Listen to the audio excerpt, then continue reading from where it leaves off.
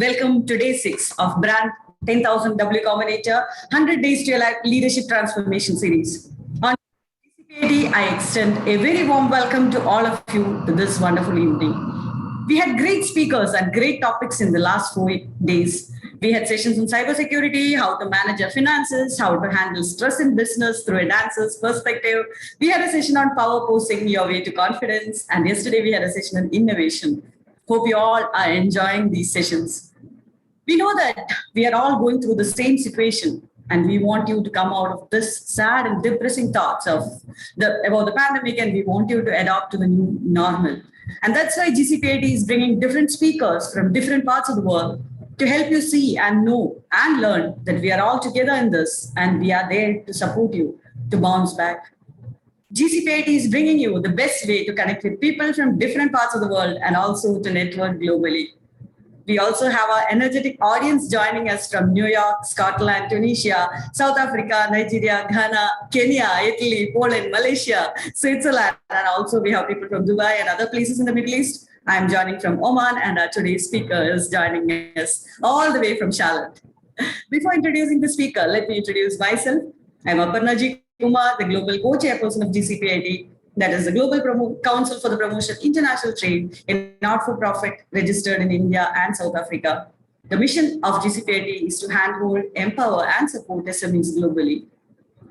As we all know, we are losing many lives to breast cancer and other types of cancer due to taboo, ignorance, lack of awareness leading to late detection, inaccessibility to healthcare facilities, accurate diagnosis and treatment management. The pandemic has made the scenario grimmer. We have a very special person, an expert with us today to talk about this topic. She is the founder and president, Breast Cancer Hub. She is an MBA from Northwestern Kellogg School of Management, who resigned from her career to create and grow Breast Cancer Hub as a full-time pro-bono humanitarian service with a dream to save lives by making impactful, sustainable changes, working at the grassroots level by bridging the gap between the developed and the developing countries. Recipient of many awards, recipient of many awards, scientific publications, press releases, and known as the savior of women with breast cancer. Please join us as she talks about how she's driving a change and making an impact by saving innumerable lives. Let me proudly present before you Dr. Lopamudra Das Roy, and over to you, Lopa. I'm so proud of what you are doing, and we are really, really glad that you are with us today. Over to you. Thank you. Thank you so much, Aparna. Thank you, Mr. Santoshi. Thank you, Rita, and everyone, the organizing committee, for this great initiative, which is so much needed at this moment and at this time of crisis. And without further delay, I would like to share my presentation so that, I can walk you through how how we are trying to make the sustainable changes, with breast cancer and other types of cancer, combating the challenges. So taking you back a little bit to my childhood. So though I'm right now in Charlotte in North Carolina, but I grew up in Assam in northeast part of India. And I was 12 years old, and one of my friend's mom passed away. When I went for the funeral, when I asked, like, how did this happen, to utter the word cancer, it was a huge taboo. So when I went deeper and asked further, they just told me, like, what type of cancer? They said breast cancer. I said, breast cancer? I'm not supposed to talk about it. So coming from a family of physicians, like, I grew up in this environment where my dad, my grandfather, at the dining table, we discussed everything. So this was a huge impact on me, like a shock for me, going outside the wall of the house, this was existing.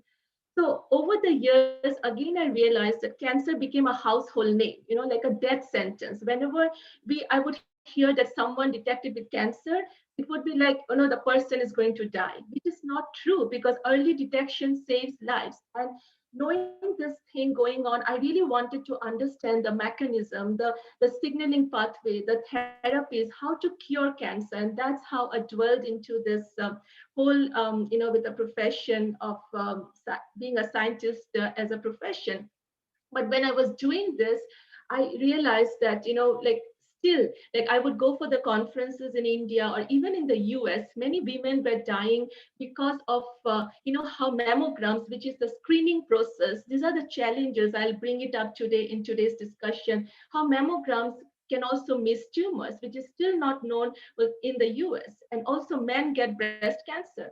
So these things, and in India, when I would travel and for the conferences or any developing countries, oncologists would tell me how women still present so late. And to further, to extend this, the inaccessibility to healthcare resources because of the scenario, the poverty and all of that. So it was always,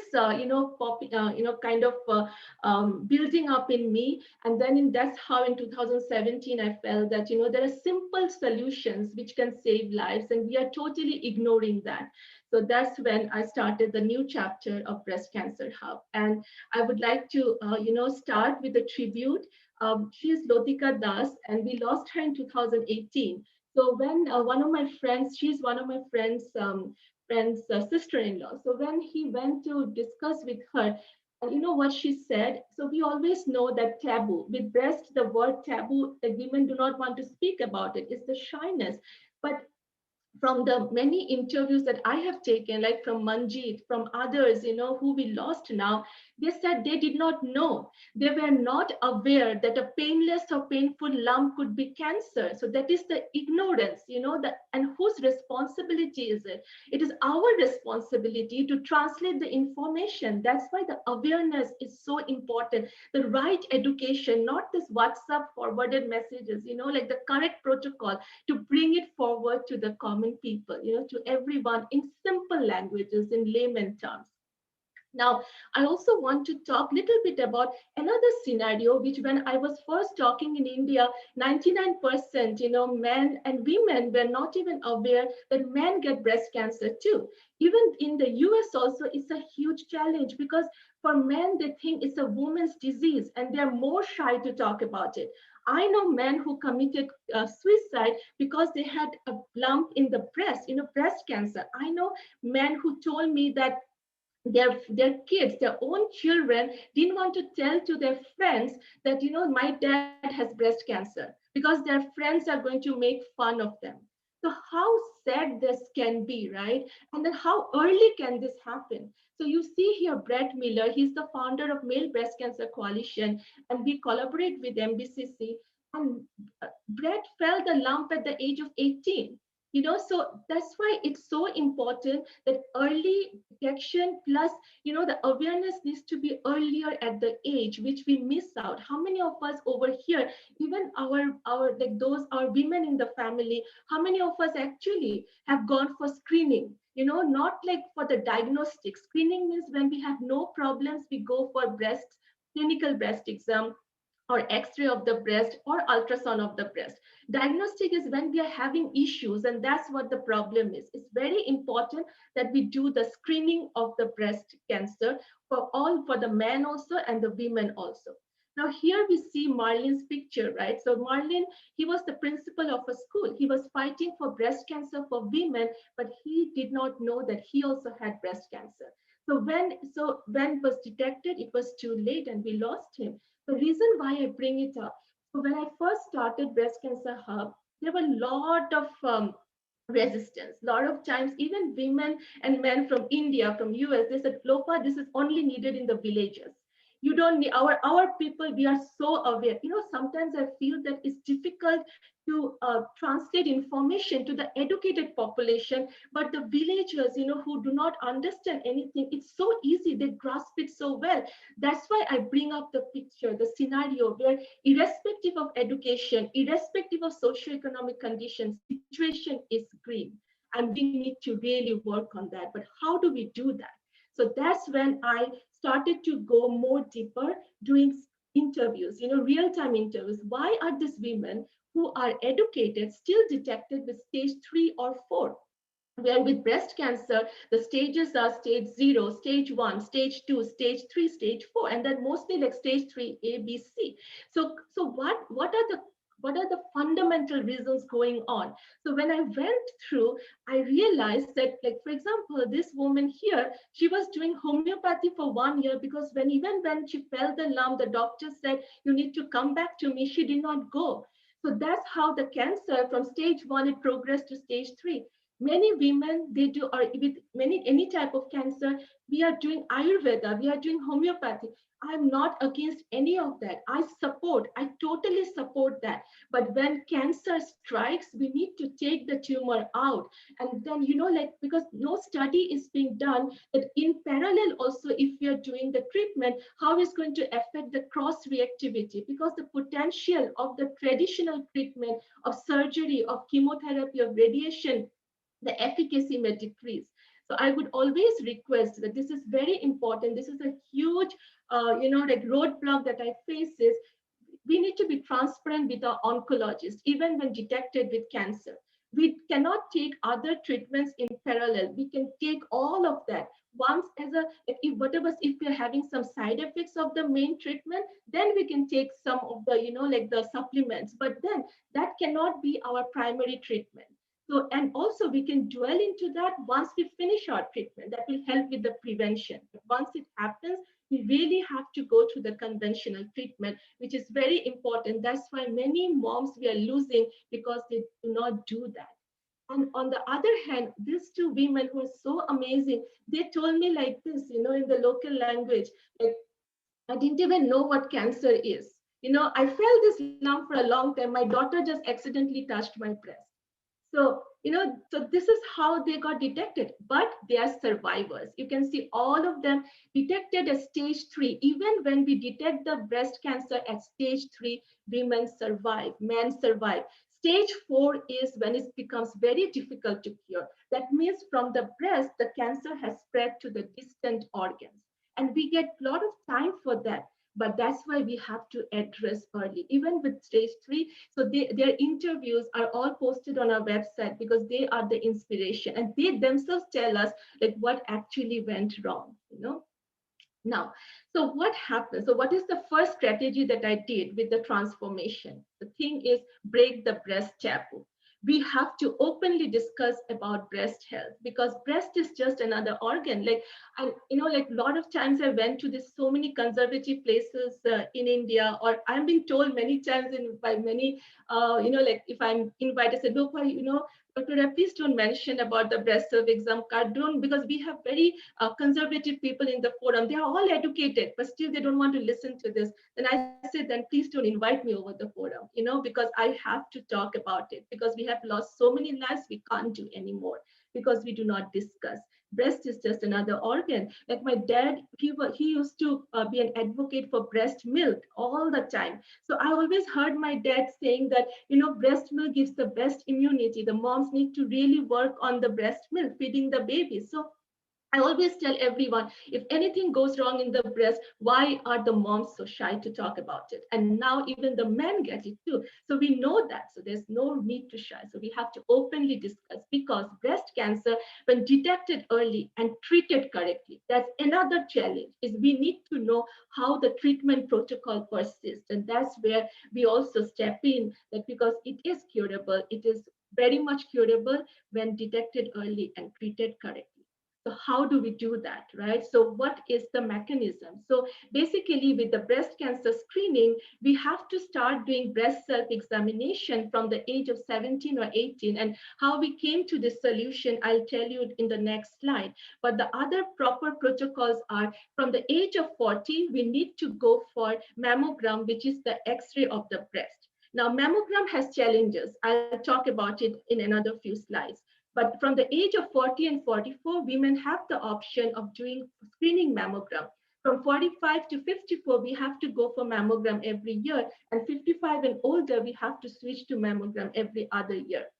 But mammograms can miss tumors. What can we do? That is another challenge. I'll talk about it. But just please know by now that we really have to tell. Even I tell the sons that please talk to your moms. I know doctors who are sons who told me that my mom, me being a doctor, my mom was too shy to tell me that she was having this lump in the breast. And that interview is posted on the website. This was in Dibrugarh at ICMR.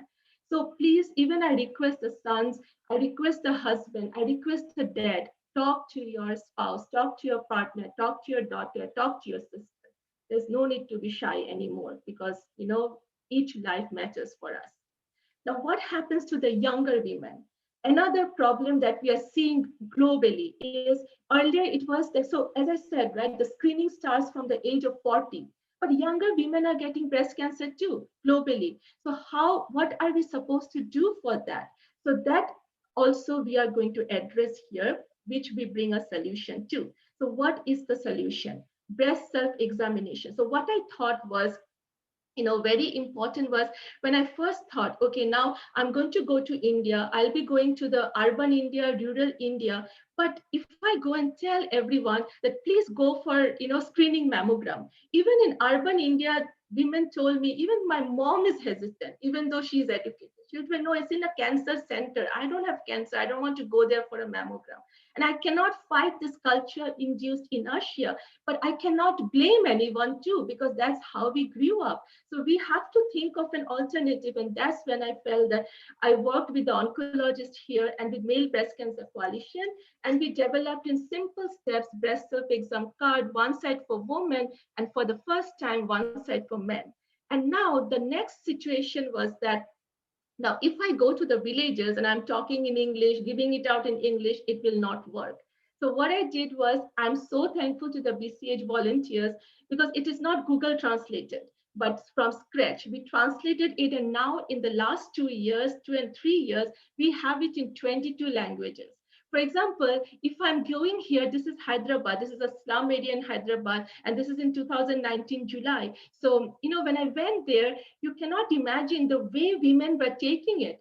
So they loved it. Now here also in another village in Assam, I gave it out in Assamese, in Bengali. So, so they were taking it, but another problem was there because they, even though they are adults, but they did not know to read and write. So that's why we made sure that the picture also explains a lot, so that when they see it, it will register in their mind. So that's why we kept it very simple. But also, I started to bring the children in the picture. I was so open. I told them, you have to take care of your mom. And that's why you see the small kids taking these papers. And I told them they were reading it to their parents because they went to the local school. They knew the local language. And that worked like magic because everywhere I went, they had my WhatsApp number. Even if they did not have a phone, the organizers, the Gram Panchayat, they had it. So any issue, so it's not that, we just go and we lecture, right? That will not work. So we have to take accountability. So I'm taking accountability of everywhere. Even today that I'm in this forum, anyone faces any issues, please reach out to me. I'll help, guide, counsel, take you to the next step in the best possible ways I can. So that is how, every day I'm getting these messages, WhatsApp, people are calling me that you came to my village, I'm from that panchayat. One of the women came running that they can feel their breast. What do we do? So we connect them to navigate them towards the healthcare centers. I do follow-ups. I call them, make sure that they are getting the treatment. If they're below poverty line, they will have the government scheme where their treatment will be covered. So kind of taking care end to end, and that really was, and that's how we have saved so many lives in the last week, just because of this simple paper, because it's like a Bible, it's like a Quran, it's like a Gita. Now, I'm not going to go into the details of this, but this also works very well in the US, because for the men, even today, we do not have a screening mammogram, which is a protocol. So men love it, even many. So US also has the culture of different ethnicity we live here. So even though we live in the US, but our mindset still remains how we have grown up. So everyone loves it, even in the US, if they feel any issues, and it works so wonderfully for the younger women, because that is the only way, because they do not, the screening is after 40, but those who have family history, they need to definitely go for mammogram or for checkup early. Now is the next challenge that I'm going to talk about, which is so important, because many times mammograms, which is the gold standard for breast cancer screening, can also miss cancer. And this one slide, I'm telling you, in India, so many places when I presented, so many women, even in the US, came to me and said, I can feel a lump. I did my mammogram, it came negative. I said, just do an ultrasound, which is so simple. That because what happens is, so she is Dr. Nancy Capello, and we lost her in 2019, but she was the founder of RU10. So in 2004, when she went for her mammogram, it was a clean mammogram. But then she did her clinical breast exam, because in the US, we have to go for physical every year, which is the doctors check our breast. In India, when I requested many doctors, they told me, are you kidding me? We cannot touch a woman's breast when they're coming for some other concern. That is a real taboo. So I understood, many women doctors also told me, like, it's very difficult to convince to do this clinical breast exam. So that's where, again, the breast self exam works. But then with Dr. Capello, when she went back for her clinical breast exam, the doctor felt a huge lump. When she did her MRI, it was stage 3C. She was shocked because she just did her mammogram, and how did it miss? That's when she got to know that we have dense breast. She had dense breast. So what is dense breast? Dense breast means heterogeneous tissue, like this kind of white, is fibroglandular tissue. So our breast is supposed to have fatty tissue. When we have fatty tissue, it appears as a black background. But when we have fibroglandular tissue or dense breast, it appears as a white patch. So many women, we have like this kind of white patches. Why are we talking about it? Because when we have a lesion, it appears as a white dot. So it's basically like, finding a snowflake in the snowstorm, and that's simply like our tumors can get missed. So what I tell everyone is, when you go for a mammogram, please ask your doctor, do I have dense breast? If you have dense breast, please go for an additional ultrasound. Do not miss that. You have to do that, because dense breast can mimic many times.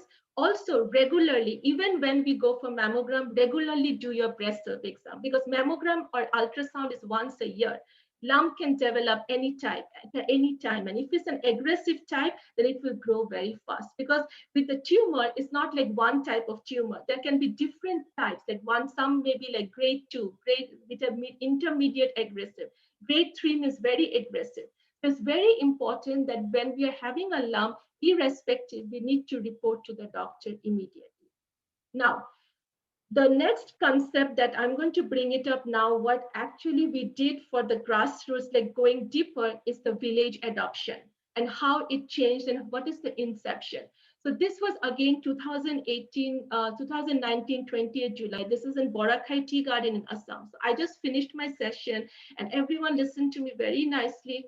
But then this girl, there's an arrow over here. She started to cry. So I went to her. I said, what happened? You know what she said?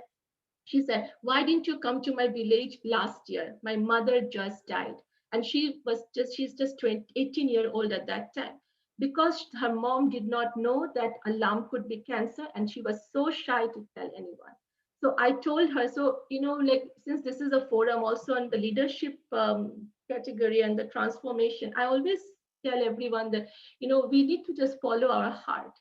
Follow our emotions. I never plan anything strategically. I started with breast cancer hub. Now we have BCH wings cancer hubs. We have different types of cancer. So the way the circumstances are, we have to improvise accordingly. We cannot be judgmental about anything. We just have to be open-ended.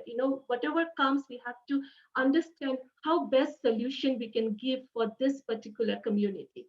So what happened was, when I heard that, I felt so bad. I said, I could not save your mom, but no other moms will die from your village. And that's how I said, we are going to go door to door, explain, that all the screening methods. And that's how we are going to, take it to another level, go deeper. So that's the village adoption that we started. So how do we do it? And we are the pioneers to do this, model, to create this model. So first thing that I did was I collaborated with the local cancer hospital. Because even when we go door to door, we do the screening, we teach about breast self exam, but that will not function until and unless the suspicious cases, we take them to the hospital. So that's where we collaborated. This is in Northeast India, in Kachar, in Assam. We adopted 11 villages and we collaborate with Kachar Cancer Hospital, and the director is Padma Shri recipient Dr. Ravi Khanna. So we are in collaboration with them, so they know that we created the breast cancer hub card and everything. So how do we do that? So we go door to door. That's when last February, when I went to India, When my dad passed away, that was when we started the project in reality. So I started to go door to door, teach them how to do breast self exam. Then I realized one more thing. You see over here that, this women, you can see what they are eating. It's tobacco, they're areca nut, supari we call it. So Northeast India, whoever come from Northeast India will know this very well, that our culture itself says that during puja, when we do any ceremony, is auspicious, pan and supari, which kind of like, I'm trying to break that also, because so many lives we have lost because of tobacco. Everyone is chewing tobacco. When I'm talking about it, they have no idea that tobacco can cause cancer. It's not only in the mouth, it can go to any part of the body. It can cause cancer anywhere. Smoking tobacco, chewing tobacco, so because this particular liquid is going all across the body. And that's when we dwelled into oral cancer, head and neck cancer, colon cancer, because it goes everywhere. So that's how our village adoption works. So we go door to door, we give them the breast self exam card, we generated self oral cancer screening card, we do any suspicious cases, we take them to the hospital, because you have, like, one thing is they're daily wage earners, they're all below poverty line. For them, food is the priority, screening is not the priority. So they, even when we tell them you have this, they're like, no, it's okay. So we take them, means in the sense we cover the expenses. You can see here, every 15 days, we're taking the group to the hospital for further suspicious cases, for further treatment, for diagnosis, and then the counseling. We follow up with each case. So basically, that gives us so much satisfaction, and even like, like taking care of the expenses, in the sense that when they're diagnosed with cancer, at that time the government schemes will work, but till before that we have to cover all the diagnostic expenses also. Now, we had a lot of challenges because of COVID. The first thing was that many patients, because all the hospitals, they had their COVID protocols. You come to the hospital, you have to go through, the testing, and then, so patients were thinking that even when I go to the hospital, I'll catch COVID. Or many times they were so scared. The other problem was the expenses. The lockdown created this huge travel expenses, everything double, triple. But still, I'm so proud of our team, that who diligently, every day I would talk to them, and diligently they really, really did. And they helped to, like their testimonials where women are saying that I was having problems with the uterus, so they did pap smear, they didn't even know what all these things meant. From zero awareness, now they're 100% aware. And in fact, if their neighbors, also other villagers, have any issues, the women and men are saying, you need to do this, you need to do that. So what a proud moment it can be. And I feel like nothing better than a grassroots solutions that we can give, and we plan to expand to many villages in India too.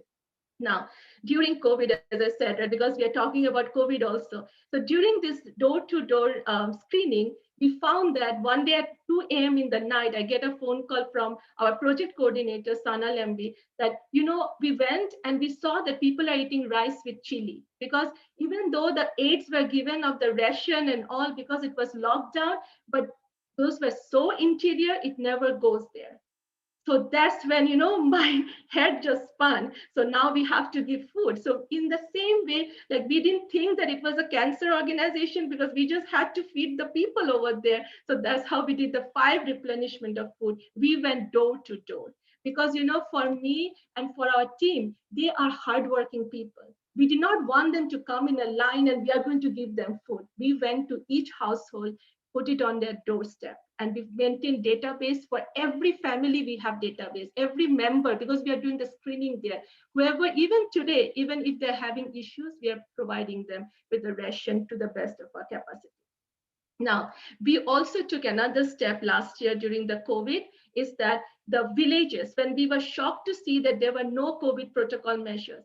So we took the step, in the sense, did all the awareness with the COVID protocol. We purchased all the sanitizers. We kind of like, they were marketplaces. We took the stand, like, we brought all the women together. It was a women power, and we were so happy to see all the village women coming together.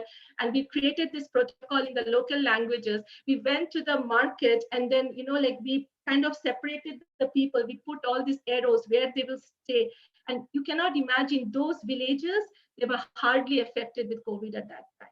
And then on the other side, we were also buying masks in India and providing it to them because, you can see like when the lockdown started to get released at that time, how they were still working. So that is how I think we kind of jumped in.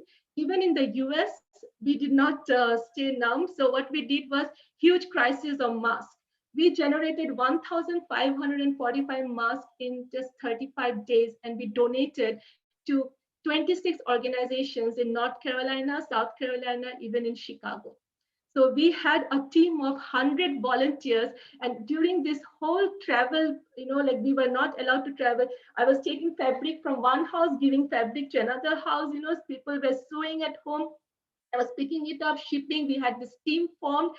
This is the charm of, I don't know what to say, humanity or volunteers, how they step up. Even they knew that, and that I think what we get at the end of the day is satisfaction, because we were providing masks to the healthcare workers, to the doctors, because there were no masks available. But the moment the masks started to come back in the market, we kind of stopped the project. So we go based on the necessity.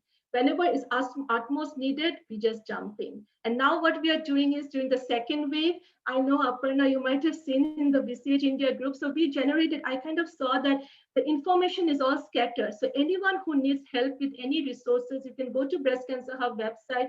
If you scroll down, you will see that under the COVID-19 response, we have this Google Doc where we update all the resources from all across India. So anyone needing help, you will find everything at one place, and it's all verified, because we try to verify with our team as much as possible. And every day I'm getting like 10 messages from different patients in India doing one-on-one and trying to connect them so that, whatever, I know we are not able to save many because how COVID is now with the second wave, but at least we are trying to connect, give them the resources, give them every possible way, connect them with the physicians so that the treatment is being done at the right time. Because with the delay, the progression, if it goes in the lungs with the inflammation, with the developed COVID pneumonia, it becomes very difficult to save them. But we're trying to work in that direction too. Now, so that was like how during the COVID time also, the challenges we have faced and how we have worked on it. So I'll wrap it up in another 10 minutes. It's, I don't know, I think we have 30 minutes, right? 40 minutes. I'll just wrap it up in 10 minutes. Now, one more obstacle that I faced was many believed in India that cancer is contagious. So, cancer is not contagious. There's a woman in I think it was in Guwahati. She came and told me that, you are talking about the villages. After I got detected with breast cancer, my friends started to ignore me. So that is how it is so bad. So that's why we have a tagline. We are talking about palliative care, which is not even mentioned. We talk about support groups, how when we are detected with cancer, is the utmost love and affection we need. Many families, like I'll show you this, this particular slide here, that many families, when I spoke to, they told me that, Lopa, no one even asked me what I went through emotionally when my hair was falling. Because whenever I would go and ask, like, okay, you have a cancer patient, you have a survivor, aren't you talking? They said, no, she will feel bad. She will never feel bad. You have to go and talk. And that's when I said, are you in a support group? They're like, what is the meaning of a support group? So that's when I thought, like, we have a very private, separate WhatsApp group where we discuss only the patients, the survivors from all across globe. We kind of help each other through their experiences. We have oncologists in the forum. So anyone, if you know, going through cancer, reach out to me. I will put them on the support group. And I also do one-on-one with the scientific counseling. Every time I try to guide and help with the newest clinical trial going on. And also, like, how we can work towards it. So that is how we work with the support group scenario. Now, when doing all of that, another challenge, as I said, was the financial constraint. So what we have done now is that anyone reaching out to me, like, our funding is not much. I'd not ask for funding ever. So if people feel it from the heart, they will donate to Breast Cancer Hub. But how do we manage that? So we have this a bucket for patient treatment aid. Anyone reaching out, we try to provide it to them, but also I'm trying to connect them to the hospitals providing treatment for the underprivileged sectors. So the any chemo, which you get at 21,000, we can give it at 5,000 with the generic version. So that's why anyone reaching out to us, we make sure that we are not only providing the financial aid to the capacity we can, but also making sure that we are connecting them to the resources which they will get the treatment and they can complete the treatment with our guidance. Now, I'll skip this, but we talk about other things also about the risk factors and prevention.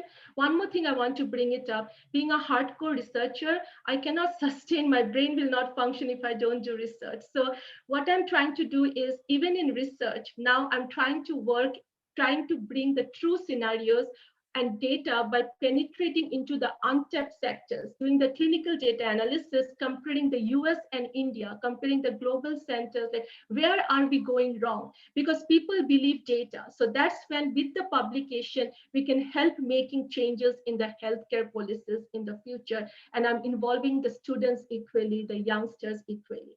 Now, this, sorry, I just mentioned about this. We are starting to create many early detection cards of all type of cancer. Please download it, because that is another way of saving lives, because many times, many type of symptoms we just miss out. So that's why I'm not going to go into detail. We created for all type of cancer, all authentic, with my students, India ambassadors, who is not only good for them, I'm thinking for their career growth also, and also how they can, contribute towards the community. And that's how I'm trying to bring the younger generation, which is my last section, because youth are our future. And I always believe that the younger generation, they will be the change maker, and how we can penetrate into their mindset, like what can they do for the community. It's not about career all the time. Career is important along with career. So my vision is to inculcate the art of scientific thinking and thought leadership, and also help with the career development and motivate them how they can serve the community by spreading the word about early detection and prevention of cancer. So we develop many internship programs, community outreaches, so that you can see, like, with the ambassadors of India, I provide all the slides so that they spread it out in their network of family and friends.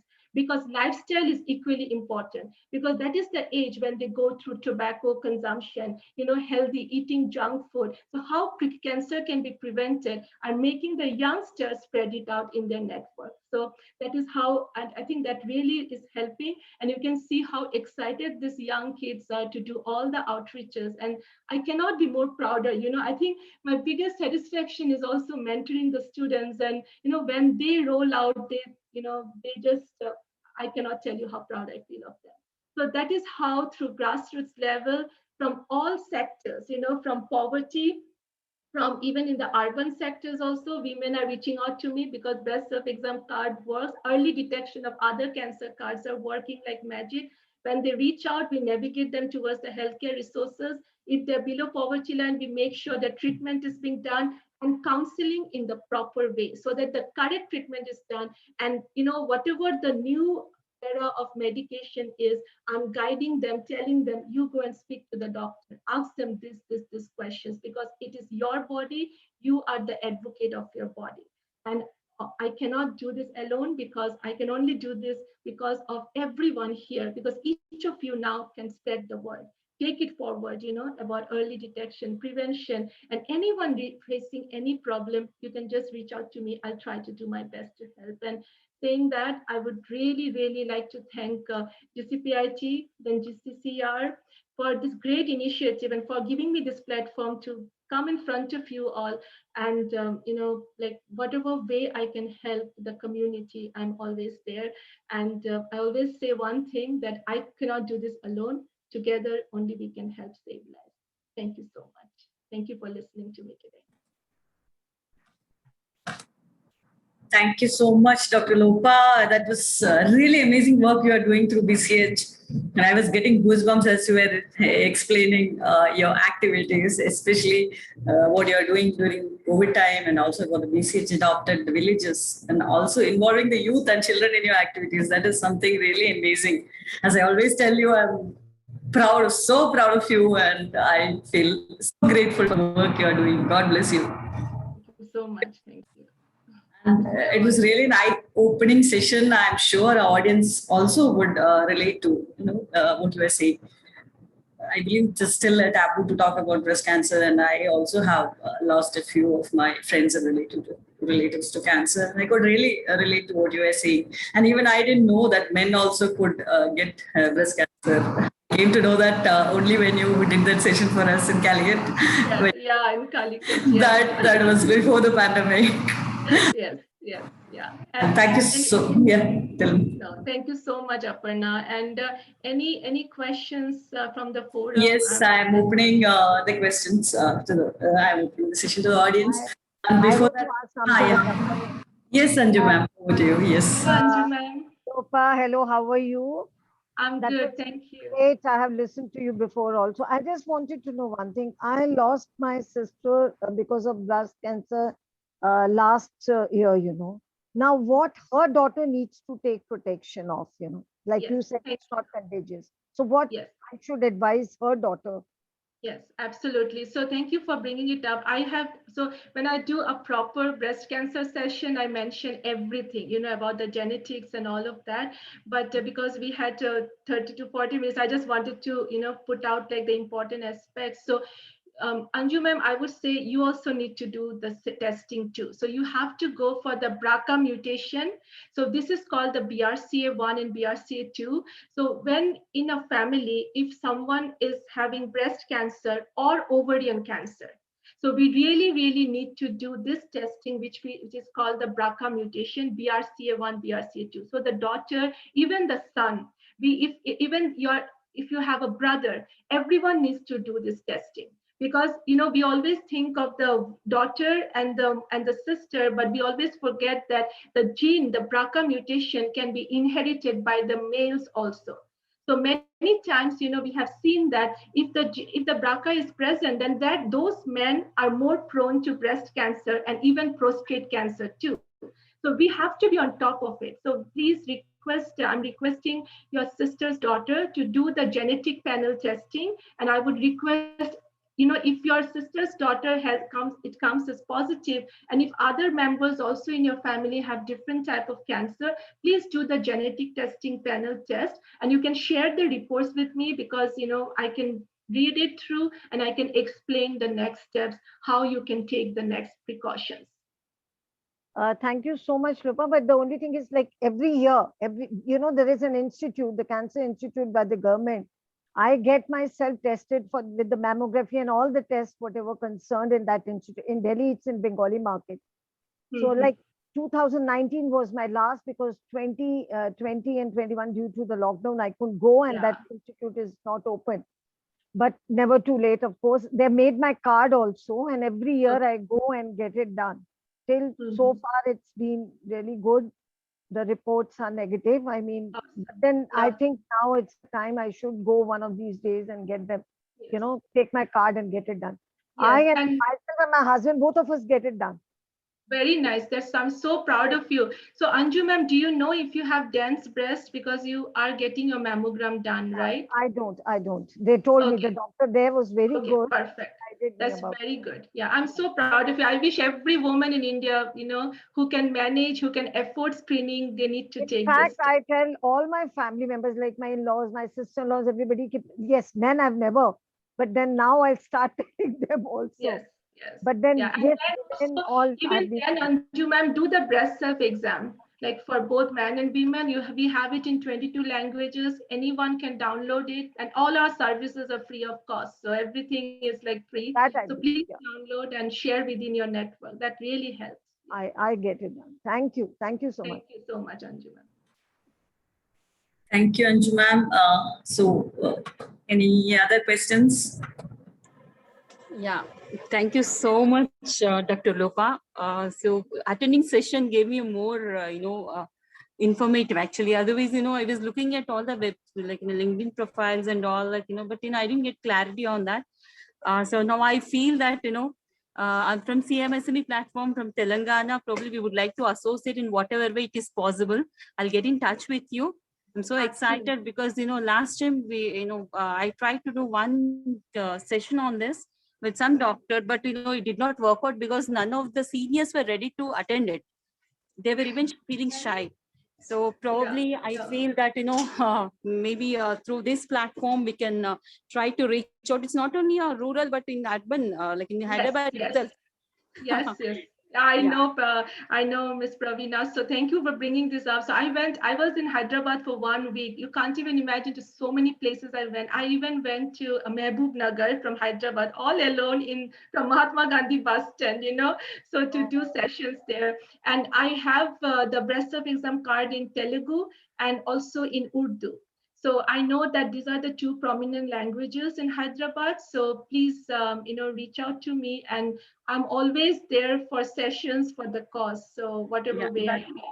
That's really wonderful. And now this time, last time, maybe the experience what you had would be different, but this time we are all there. Our complete team is with you from Telangana. Sure. I mean, whenever someone was supposed to go with me to Mehboob Nagar, but that morning he said, I'm super busy. And I realized maybe he didn't want to travel in the, bus, in the no AC bus and in this heat in summer. So I was on my own. But I think, I think it's Thank you so much. Thank you so much, Ms. Pravina. Dr. Lopa, Pravina is one of our very active members. She's the chairperson of CMSB Telangana, and she is very active in women's groups. So I think that would be a wonderful idea to do a session. Absolutely. Yeah, thank you, Aparna. Thank you, Pravina ma'am, for raising the question. Yes, Marjana. Thank you so much. And anybody else want to ask any other questions?